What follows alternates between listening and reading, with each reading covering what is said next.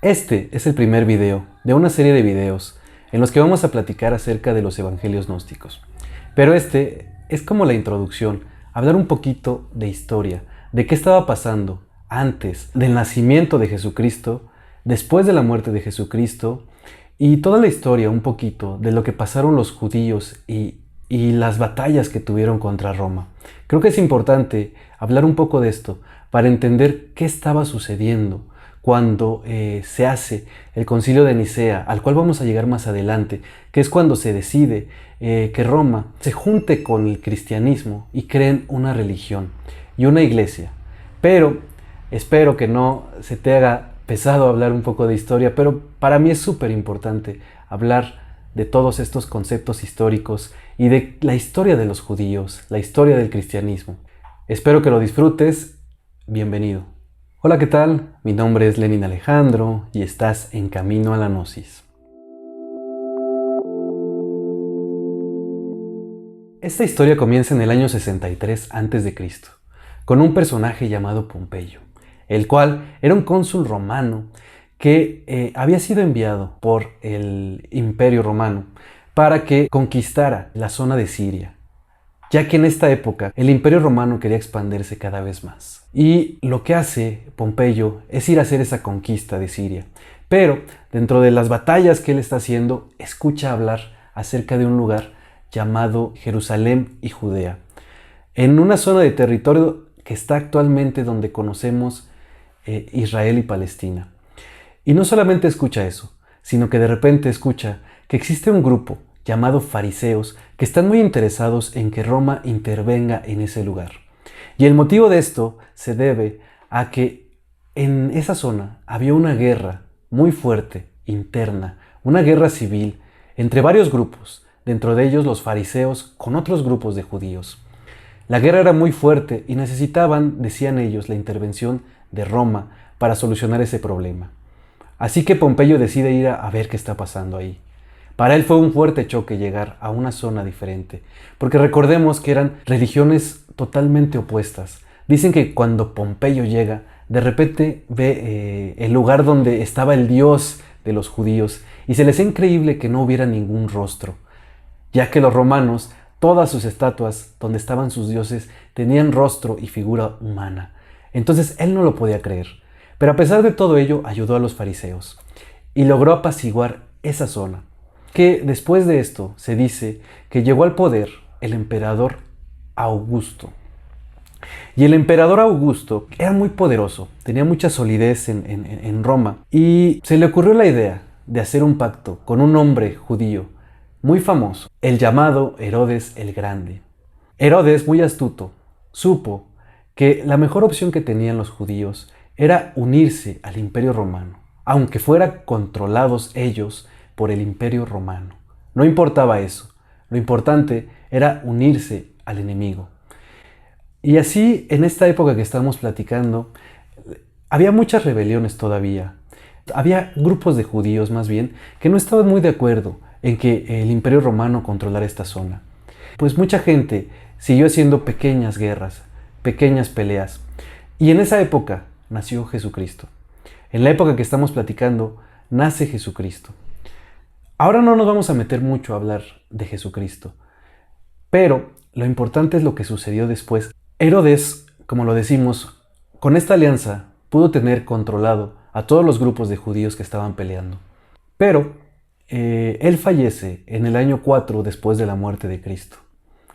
Y ahí hay una división fuerte, porque sus hijos de Herodes se dividen todo el territorio de Jerusalén. Y para controlar y que no hubiera problemas, aún con la división, a Augusto se le ocurre la idea de crear la provincia de Judea, y la cual ahora sí pertenecía totalmente a Roma.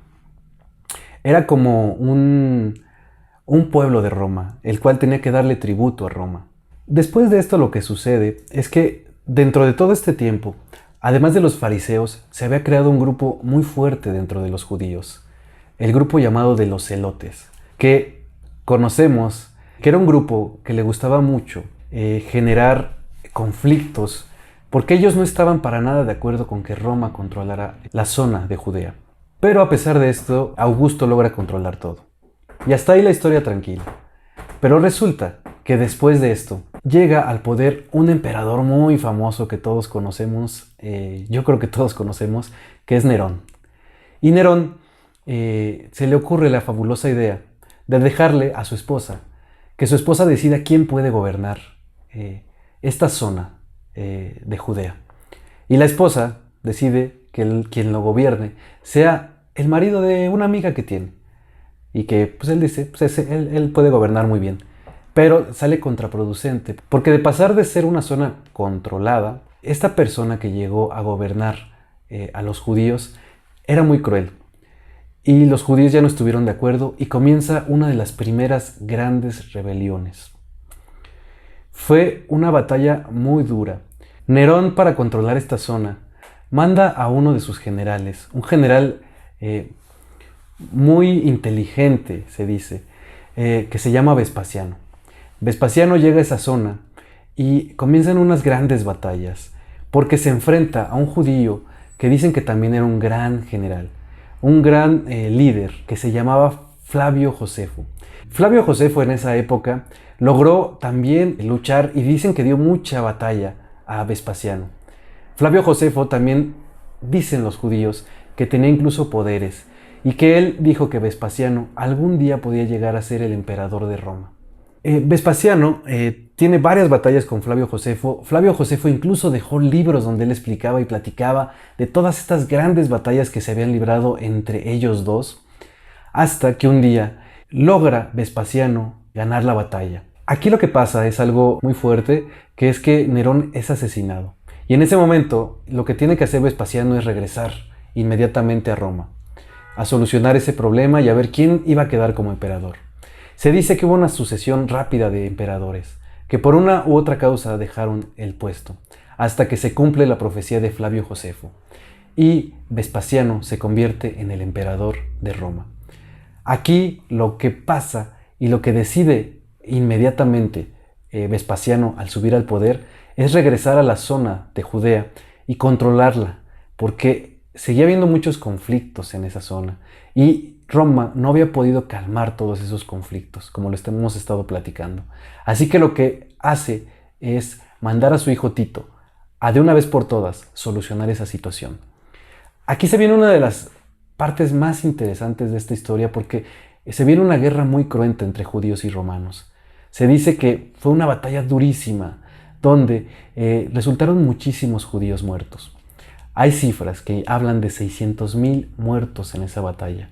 La batalla fue tan cruenta que llegaron al templo, a la zona central de Judea, y lo que hicieron fue quemar el templo de Jerusalén.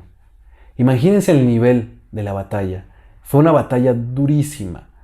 Y al final los romanos se robaron todo el oro que tenían los judíos. Ya cuando los romanos creían que habían ganado la batalla, se dieron cuenta que un grupo de judíos habían tomado una zona llamada Masada. Y en esta zona ellos hicieron un fuerte donde resistieron lo más que pudieron.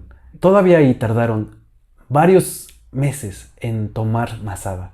Al final, cuando los romanos logran entrar a Masada, para ahora sí, de una vez por todas, quitarles todo el poder a los judíos y que Roma nuevamente controlara esa zona, las personas que estaban en Masada deciden suicidarse.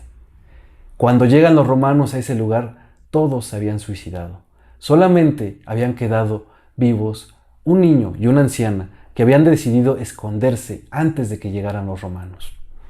Como vemos, existen muchos conflictos históricamente entre judíos y romanos. Pero no solo eso sucedió, sino que posteriormente a esto, cuando Roma sentía que ya tenía controlado nuevamente esa zona, viene la rebelión de los judíos que vivían en Egipto. Lo que pasó ahí es que la batalla no solamente fue en Judea y Jerusalén, sino también fue en Egipto y en varias otras zonas, porque muchos judíos al ver esa situación decidieron unirse y aunque vivían en otros países también quisieron la liberación de la zona de Judea y Jerusalén a como diera lugar. Fue otra batalla muy cruenta donde también murieron muchísimos judíos y también romanos, porque en esta batalla los tomaron por sorpresa. se dice que al inicio de esta batalla murieron 200.000 romanos. Después de esto, esta rebelión logró ser detenida. Y otra vez, para no hacer la historia, el cuento más largo, les cuento que hubo una última. La última batalla se dio cuando el emperador Adriano llegó al poder. Ahí lo que quería hacer Adriano era construir en Jerusalén y en Judea una zona nueva, una zona totalmente romana. Y para eso él quería construir varias cosas. Pero cuenta la historia que de repente un día, de la nada, la tumba de Salomón se había hecho pedazos y nadie sabía por qué. Ese fue el motivo para que nuevamente los judíos se rebelaran contra Roma. Y nuevamente fue una batalla muy cruenta. Una batalla donde después de mucho tiempo y nuevamente de muchas muertes, se habla nuevamente de la muerte de 600.000 judíos, ganan la batalla los romanos.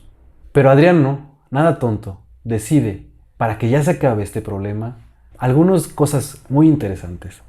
Y esas son, decide que Judea ahora pertenezca a la zona de Siria-Palestina. Imagínense lo que provocó después esta decisión.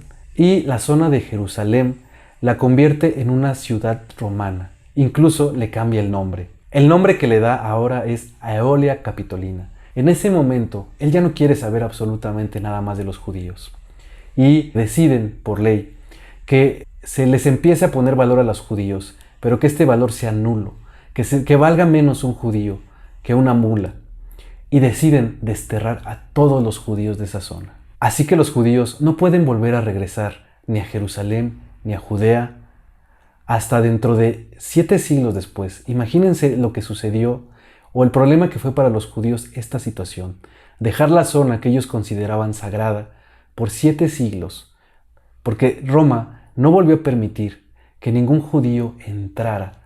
Todo esto que estamos platicando se dio del año 63 a.C. a más o menos el año 150 después de Cristo. O sea, imagínense en tan poquito tiempo todas las batallas que se dieron entre judíos y romanos. Y para evitarse problemas, como lo decimos, lo último que decidió el Imperio Romano fue sacar totalmente a los judíos de esa zona. Y solamente regresaron, o se les permitió a los judíos regresar hasta el siglo VII, imagínense. Ahora, se estarán preguntando por qué estamos platicando tanto de historia, porque creo que es importante saber un poco de antecedentes o cómo se encontraba esa zona cuando empezó a surgir una, podríamos llamarle filosofía, que se llamaba cristianismo, que posteriormente se convirtió en religión. Pero dentro de esa zona, donde ya no había judíos, de repente los romanos se dieron cuenta que estaba creciendo algo llamado cristianismo. Estaba creciendo de una forma exponencial, ya que se dice que de repente, en poco menos de 50 años, habían crecido en un 10% de la población total. Así que cuando ellos pensaban disfrutar de haber ganado la batalla contra los judíos, se dieron cuenta que estaba sucediendo algo muy importante ahí, que era el crecimiento de ahora lo que conocemos como el cristianismo. Y creo que hasta aquí vamos a dejar el video esta ocasión. En el siguiente video platicaremos de ahora sí del cristianismo y también hablaremos de los evangelios gnósticos y por qué Roma decide unir toda esa información que estaba observando, por qué ellos deciden dejar la religión que ellos tenían y que estaba basada en una religión politeísta y que tenía como dioses a Júpiter, a Neptuno, a Venus. ¿Por qué deciden tomar de manera rápida y sorprendente para su religión las bases de esto que se estaba convirtiendo en lo que después se conoció como el cristianismo? Muchas gracias por escuchar, espero les haya gustado. Esta vez fue un poco histórico, pero van a ver que todo esto tiene que ver un sentido en el que llegaremos a la parte gnóstica, pero eso lo veremos en un video siguiente. Muchas gracias, espero que te haya gustado el video. Si te gustó, dale like, suscríbete y que tengas buen camino a la gnosis. Hasta la próxima.